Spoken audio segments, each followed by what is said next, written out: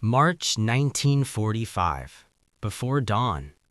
The Rhine lies swollen and cold beneath a low ceiling of mist, its dark surface broken only by drifting debris and the distant echo of artillery. On the eastern bank, German officers peer through binoculars stiff with frost, listening to the unfamiliar sound of engines that do not pause. Not probing patrols, not a feint. A continuous mechanical thunder rolls forward, steady and confident, like a factory in motion. Steel bridges rise where water ruled hours before. Columns move without hesitation. The war has reached a point of no return. For years, the Rhine had been more than a river. It was a myth, a natural fortress woven into German military doctrine and national psychology. From Roman legions to Napoleonic armies, from 1918 to the early planning of the Second World War, the Rhine was imagined as a final shield, a line behind which Germany could regroup, negotiate, or survive. German field manuals described it as the last great defensive barrier of the Reich. Officers were taught that if all else failed, the Rhine would slow any enemy to a crawl, buying time for counterblows and political maneuver. But by March 1945, the assumptions behind that belief were collapsing. The Western Front had already unraveled. After the failure of the Ardennes offensive, German formations were under strength, undersupplied, and exhausted. Fuel was scarce, air cover was nearly non-existent, yet many officers still believed that the Rhine, properly defended, would impose order on chaos. They expected weeks of preparation by the enemy. They expected limited crossings, contested bridgeheads, and time. What they witnessed instead was force on a scale they had not imagined. The Americans did not wait. On March 7th, the capture of the Ludendorff Bridge at Remagen sent a shock through the German command structure. Demolition charges failed. An intact bridge fell into American hands, and within hours, tanks, trucks, and infantry poured across. German reports describe disbelief more than surprise. The bridge was supposed to be gone. The river was supposed to be empty, yet traffic flowed eastward without pause, the sound of engines echoing day and night. This was not an isolated stroke of luck. It was a preview. In late March, Operation Plunder unfolded along a wide front. North of the Ruhr, British and American forces crossed with massive artillery preparation, airborne drops, and an overwhelming concentration of engineers. Pontoon bridges appeared with astonishing speed. Bailey bridges followed. Within hours, entire armored divisions were rolling across a river that German planners believed would halt them for days, if not weeks.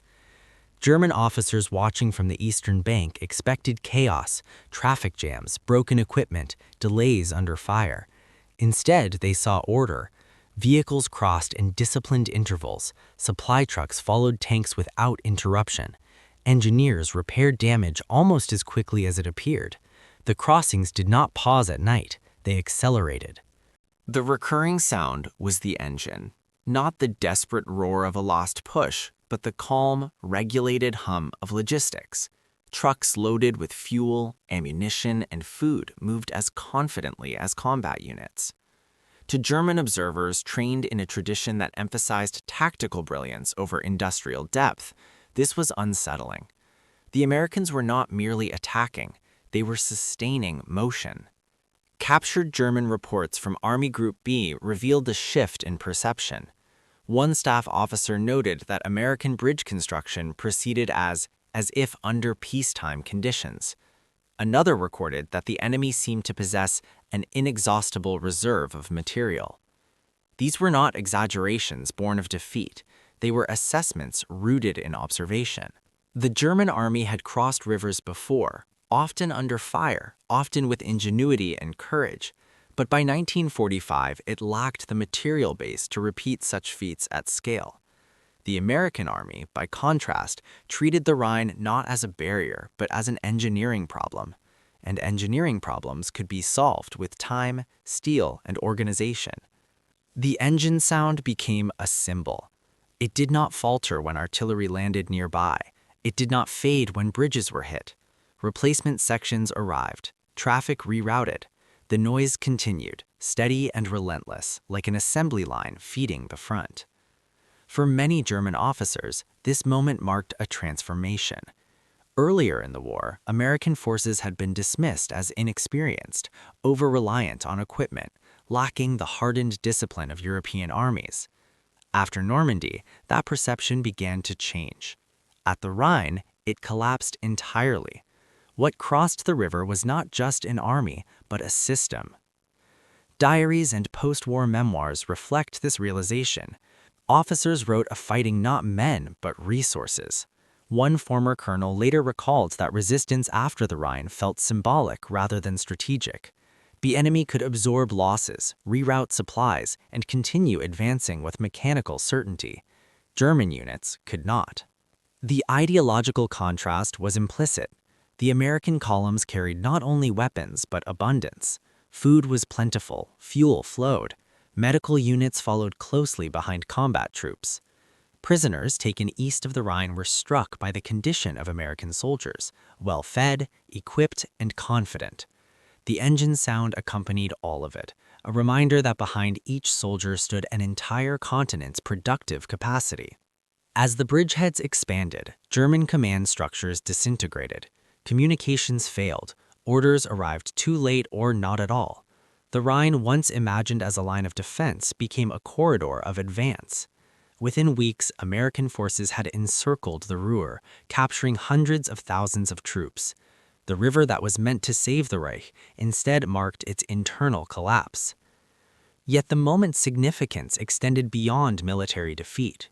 For some German officers, the Rhine crossings forced a reckoning with deeper assumptions. The war had been framed as a struggle of will, ideology, and racial destiny. At the river, it revealed itself as a contest of systems. Democracy's ability to organize production, mobilize industry, and sustain armies across oceans had translated into physical reality: bridges, trucks, engines, and unbroken movement. The sound of engines did not celebrate conquest, it simply continued. By April 1945, resistance east of the Rhine was fragmented. Towns fell with little fighting. Units surrendered in groups, then in masses. The myth of the final barrier dissolved completely. What remained was the understanding that the war's outcome had been decided not only on battlefields, but in factories, rail yards, and planning rooms years earlier. When German officers later reflected on the crossing, many returned to the same image: the river, the bridges, and the endless columns. Not the explosions, but the continuity. Not heroism, but process. In the end, the Rhine did not roar, it yielded, and over it passed an army powered by more than firepower, by an idea that freedom when organized could generate abundance, and that abundance when mobilized could reshape the world.